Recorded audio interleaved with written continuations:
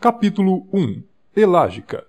Neste artigo, discutiremos como vírus, bactérias, fungos e parasitas afetam a saúde humana, e o que podemos fazer para nos proteger deles.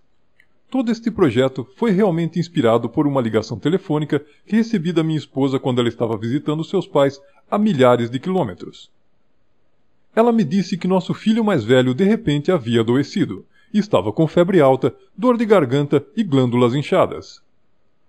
Ela ainda perguntou se havia alguma coisa que pudesse obter nas lojas de produtos e alimentos naturais, já que não gostamos de dar antibióticos à nossa família, exceto como último recurso. Eu disse que, por minha experiência, em se tratando de lojas de produtos ou alimentos naturais, não havia nada que realmente funcionasse bem para aniquilar vírus ou bactérias. Havia uma grande quantidade de produtos que aumentam a força da resposta imune à infecção, mas nada que atacasse diretamente as infecções. Digo, nada que atacasse especificamente as infecções. Bem, então por que não começar com algo que aumente a força de seu sistema imunológico? Ela me perguntou. Nosso filho tinha um bom sistema imunológico, e deste modo era garantido que a presença de qualquer infecção iria certamente estimular uma resposta imune muito mais poderosa. Usar extratos de ervas para aumentar a atividade de seu sistema imunológico não resultaria em nada, já que o estado de alerta do sistema já produzia anticorpos, células naturalmente destruidoras, células brancas do sangue e todos os agentes imunes que eram necessários para combater qualquer infecção que ele viesse a ter. Minha esposa estava perplexa. Expliquei que todos os produtos para o sistema imunológico e constipações que você encontra nas prateleiras das lojas de produtos e alimentos naturais eram benéficos para as pessoas com sistema imunológico inicialmente enfraquecido. O nosso filho precisava era de algo que atacasse diretamente a infecção, não um estimulante imunológico. Se fosse um vírus, iríamos simplesmente deixá-lo desenvolver seu curso. E se fosse uma bactéria, teríamos de decidir se daríamos ou não antibióticos a ele. Bem, nosso filho finalmente não estava ameaçado pela infecção, mas a experiência me tornou determinado a criar um amplo espectro antimicrobiano. Eu queria algo que iria funcionar independentemente do tipo de infecção. Eu queria criar a proverbial, única coisa que você levaria para uma ilha deserta com você. Especificamente, eu queria algo que fosse direcionado às infecções, e não apenas um estimulante de um sistema imunológico já estimulado. Como se poderia fabricar um produto assim? Há literalmente milhares de diferentes tipos de bactérias e vírus que levam as pessoas a ficarem doentes e cada um deles precisa ser tratado singularmente. Cada um endereçado a um tipo diferente de infecção. Imaginei uma mistura de centenas de ervas exóticas colhidas ao redor do mundo inteiro. Felizmente, a resposta foi muito mais fácil do que eu pensava. Acontece que há um único ingrediente com a capacidade de atacar diretamente quase toda a infecção conhecida pelo homem, e que se encontra no mais improvável dos lugares: a framboesa simples. Vamos falar mais sobre o que este ingrediente é e como funciona, mas primeiro, vamos começar com uma pequena lição de história biológica. Atualmente, aceita-se que o homem está firmemente no topo da cadeia alimentar. A menos que nós vaguemos pela selva africana para sermos confrontados com um leão, ou nademos no meio do Atlântico para estarmos cara a cara com um grande tubarão branco, não temos medo de nenhum animal. Mesmo nestes casos, temos tecnologia para nos mantermos seguros. Nós temos armas para atirar em leões e gaiolas de aço que nos protegem de tubarões comedores de homens. Esta invulnerabilidade a outras formas de vida, no entanto, é uma ilusão. Há milhões de criaturas que foram alimentando-se de nós e muitas vezes matando-nos desde o início dos tempos.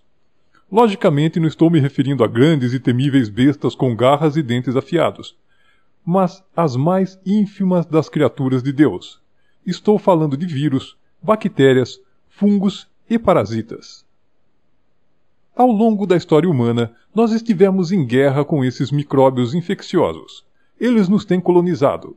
Vivem em nossa pele, nossos pulmões, nosso intestino e nossos órgãos internos. Nossos corpos tornaram-se suas casas e sua fonte de alimento. O homem dos primórdios não poderia atacar essas criaturas minúsculas da mesma maneira que ele poderia atacar um tigre ou uma matilha de cães selvagens. Novas estratégias tinham de ser elaboradas. A descoberta do fogo e o subsequente cozimento dos alimentos foi nosso primeiro avanço tecnológico e a grande vitória na nossa guerra contra micróbios. Parasitas e bactérias foram incapazes de sobreviver às altas temperaturas de nosso fogo de cozimento, e assim nós nos tornamos um pouco protegidos contra infecções parasitárias do intestino e bactérias como o E. coli. O próximo avanço foi a observação de que comer determinados vegetais pode ajudar o corpo a livrar-se de certas infecções. Este corpo de conhecimento foi o primeiro que aprendemos, observando quais plantas os animais doentes iriam comer para recuperar a sua própria saúde, e assim, isso passou a representar as verdadeiras origens da medicina moderna. O próximo avanço foi a domesticação dos gatos. Os gatos nos ajudaram a caçar ratos e camundongos que foram atraídos pela comida e o lixo dos nossos assentamentos.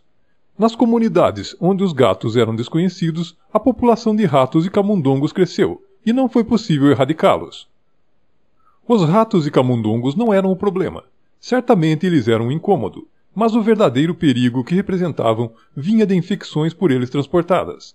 Em 1347, a peste negra, uma doença contaminada por ratos e camundongos, matou 1/3 da população da Europa. Melhor saneamento, canalização e refrigeração foram os próximos grandes avanços na nossa guerra contra micróbios. De início, pilhas de lixo eram atirados em assentamentos que atraíam enxames de moscas e outras doenças propagadas por outros insetos. Em vez de resíduos humanos serem jogados das janelas para as ruas, foram instaurados encanamentos e serviços de remoção de lixo. Isso resultou na diminuição do número dessas doenças de insetos em torno de nossas casas e locais de trabalho. O aquecimento e resfriamento fazia com que se tornasse mais fácil de lavar roupas de cama em uma constância mais regular, minimizando os ácaros e fungos que faziam de nossos cobertores seu quartel-general para o ataque noturno em nossa pele. Finalmente, primeiro a refrigeração com a utilização de gelo, em seguida, gelo seco, e finalmente sistemas de refrigeração modernos que retardam o crescimento de bactérias em nossos alimentos. O mais recente e importante avanço foi, naturalmente, a descoberta de antibióticos por Alexander Fleming em 1929. Observando determinados grupos de bactérias, ele foi capaz de descobrir a penicilina. Isto levou a ambos uma compreensão mais profunda de bactérias em geral, bem como toda uma indústria dedicada à procura de maneiras novas e mais eficazes para matar bactérias. Nós viemos de um longo caminho em nossa compreensão de micróbios e nossa capacidade de lidar com eles, e o homem moderno vive em uma condição maioritária de doenças livres. Ainda assim, a questão permanece. Podemos fazer melhor? Nós podemos diminuir o número e a gravidade das infecções infantis? Nós podemos prevenir ou reduzir a duração do resfriado comum? Podemos livrar-nos das infecções crônicas que fazem de nós sua morada? Podemos finalmente ganhar a guerra contra micróbios, a qual começou há muito tempo? Vamos olhar para os diferentes tipos de micróbios que enfrentamos e ver o que pode ser feito sobre eles. As 4 principais classes de infecções são vírus, bactérias, fungos e parasitas. Vamos começar com os vírus. Vírus estão entre as mais perigosas infecções que nós, como uma espécie, temos que lidar. Ao contrário de outros micróbios que normalmente são espalhados por vermes ou insetos, vírus podem ser espalhados diretamente de humano para humano, através de um espirro ou tosse. A varíola matou cerca de 500 milhões de pessoas no século passado e a gripe, outros 100 milhões no foco de 1918. Agora, com a superpopulação em cidades onde as pessoas estão muito perto e tendo em conta a facilidade de viagens internacionais, uma pandemia viral em destaque seria muito pior. De acordo com os Centros de Controle de Doenças, se outra grande pandemia de gripe ocorresse hoje, a estimativa de mortos seria de 1 bilhão. Enquanto os pesquisadores furiosamente estão desenvolvendo medicamentos antivirais, uma medicação antiviral verdadeiramente eficaz e de amplo espectro ainda não está ao alcance. Ainda assim, nós não precisamos de um olhar apocalíptico para ver os efeitos do vírus. Os vírus hoje são muito subestimados como causa de doença crônica. Não é apenas pelo fato de milhões de pessoas atualmente sofrerem de infecções virais, como hepatite C, AIDS e herpes, que afetam, nas ruas, os homens e mulheres comuns. Todos, sem exceção, estão infectados com o vírus Epstein-Barr, citomegalovírus e herpes. A maioria das